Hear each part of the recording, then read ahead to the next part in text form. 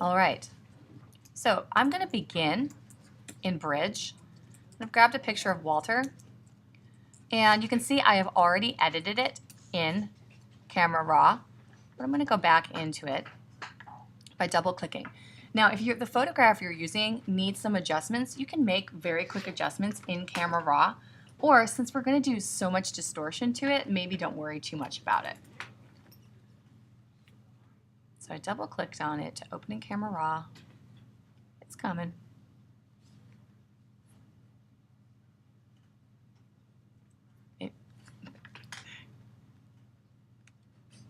All right.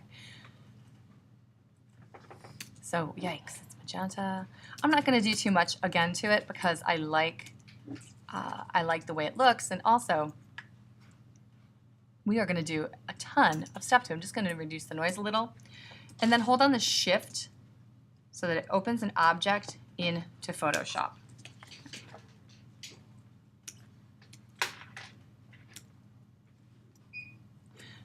I'm going to duplicate my layer. And with this, you're going to want to be very cautious about saving all of your layers properly and naming them. So one of the aspects of an Instagram photo is that it's square. So we can go up to get our crop tool, up to the top here, and hit 1-to-1 square. And then kind of get him in there. And hit return. Perfect. So now we've got a square. I did not delete the cropped pixels because I may change my mind and I may want to go back and reveal all. So if you don't like the way the crop looks, you don't actually need to apply it because plenty of Instagram photos aren't full frame now. You guys have those apps which will upload a full frame one. So I think it looks a little wonky cropped. I'm not going to crop it, but cropping it into a square is an option. Let's add a hue saturation layer and play with the saturation.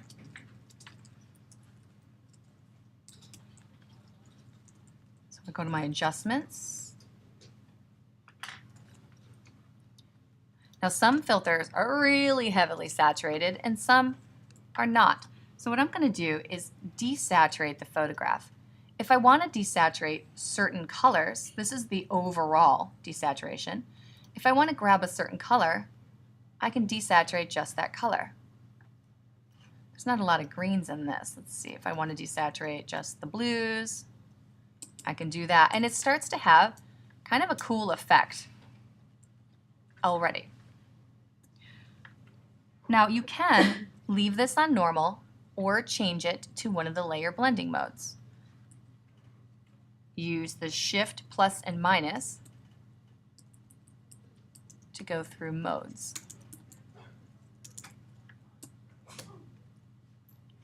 Kind of like the way that one looks. It takes some of the color out of here and neutralizes it. If you want to edit parts of the photograph so that they don't have this applied, a hue saturation layer applied, or just have parts of it applied, you can grab the brush. I have an opacity, maybe 52.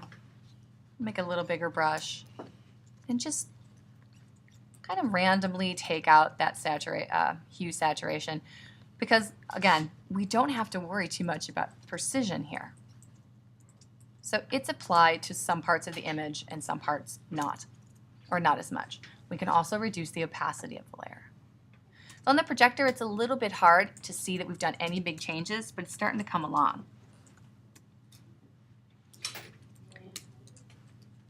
Actually, I've got two approaches to this, so we'll do one at a time. Now let's make a shift. We need a stamp visible. I'm going to turn this layer off. Shift Command Option E.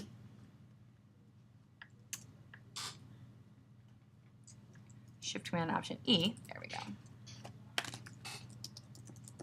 Stamp visible. And with this, I'm going to start adding some noise.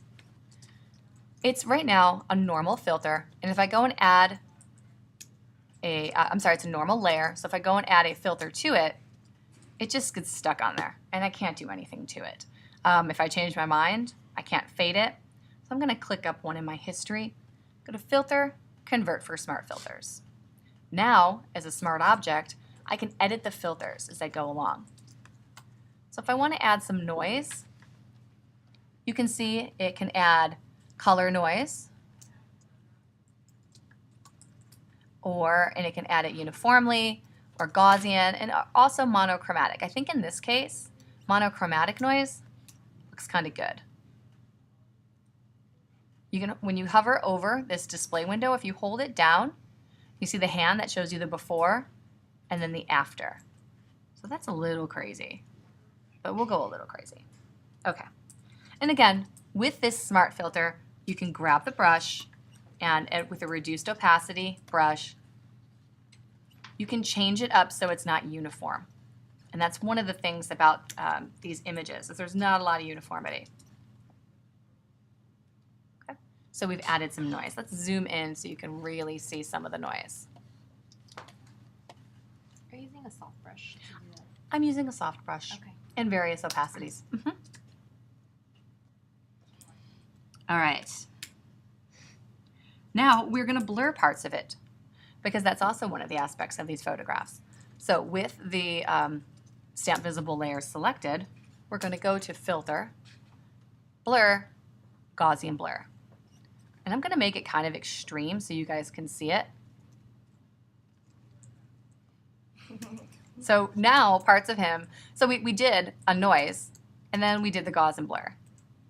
So let's go back to this mask. If we edit this mask, if we disable it, you can see that now we're just seeing that overall Gaussian blur. If you want the noise to be on top, you can also change the stacking order of the filters. Let's double click on this to enable it. Then I'm going to get the brush again and edit parts back in. So now we have parts that are out of focus and parts that are a little noisier. Turn the smart filters on and off to see your original photo.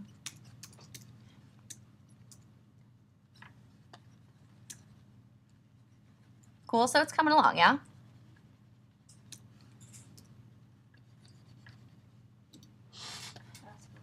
Mm-hmm. What does Gaussian blur? Gaussian blur is one of the blurs, and if you double click on it, you can adjust the radius. So what it does, there are so many blurs. How is it different from a lens blur? Right, I know. That's a really good question. Let me hit OK here. Or we choose it over other blurs? There are a ton of blurs.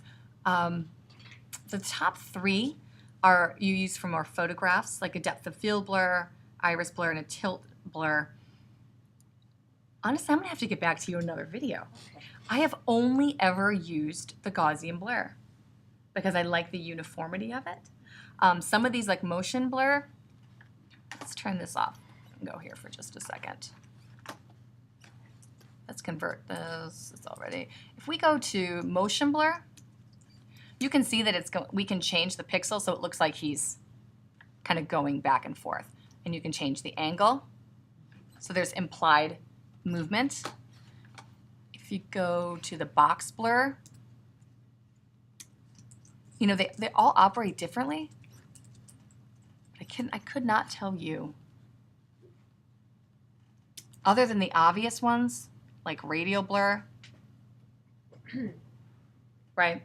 So there are some that are really obvious in what they do, but some are very subtle, and I'm gonna have to look that up, because Smart Blur is also really good. So I use Gaussian Blur and Smart Blur. But how is that different from Blur More? I don't know. So I would say stick to Gaussian for now, but then we'll come back to that. That's a good question. All right. So we need to add a color, and one of the things that you guys said you really liked was the yellow-blue shift. So we've got two ways of getting that. One is if we grab a curves layer, curves adjustment layer, put it on top. Let's bring this over here for a second. If you go into the blue, you can actually drag this curve around to adjust the color. And you can start to get some pretty cool combinations of yellow and blue that exist in the same photograph. And you can change the way that they look. See how we've got yellow here, blue down at the bottom? We can also go to the red, and in this case, this would be the red-green, which is being affected. So I'm okay with that. I'm going to go to RGB, just adjust that a little bit. Okay, come on back over here. So we've got that kind of weird, funky color cast. I think it's too obvious at this point, so I'm going to hit Command, make sure you have the Move tool selected, and then let's go through the blending modes here. Yikes. I know, I want you to be here.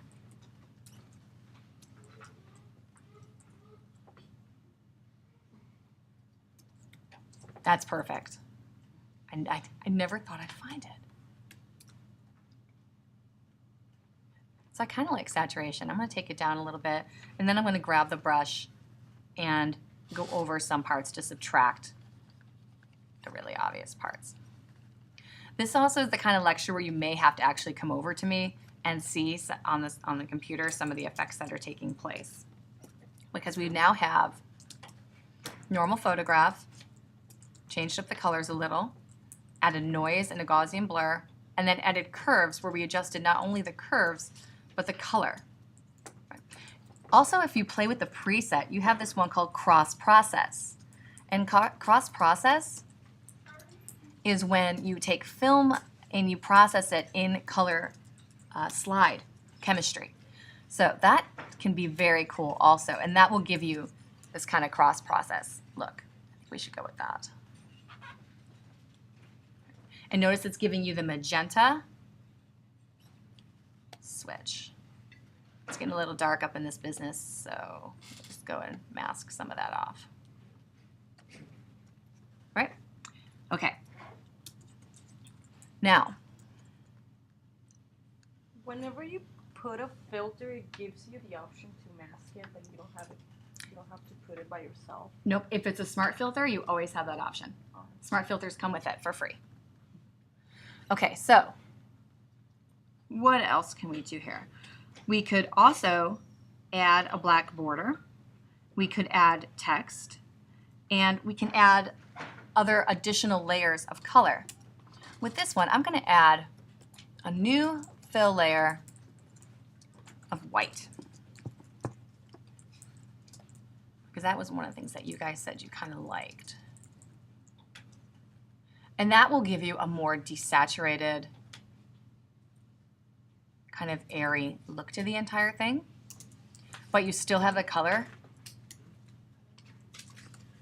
and you can edit this mask if you want to bring him in. Tell me desaturated is not a word. I'm a liar. It's sure. So this is what we've got. Right? Can you see? And you might want to come to the computer because it actually does not look as impressive on screen. But I'm like, hey man, it looks all right on here. So what did you say the color process is again? The color process is when it shifts the blue and the yellows. Oh, okay. So what we did is we started here, we edited it, saturated it, played with noise and Gaussian blur, curves to shift the color, and then white to add kind of an overall dewy look. I might do one more thing that I think we need to, I'm going really conservative here, so that's not how you spell yellow. And I'm gonna pick soft light, grab this layer mask, get the gradient. I've deleted all the other gradients, so let's see.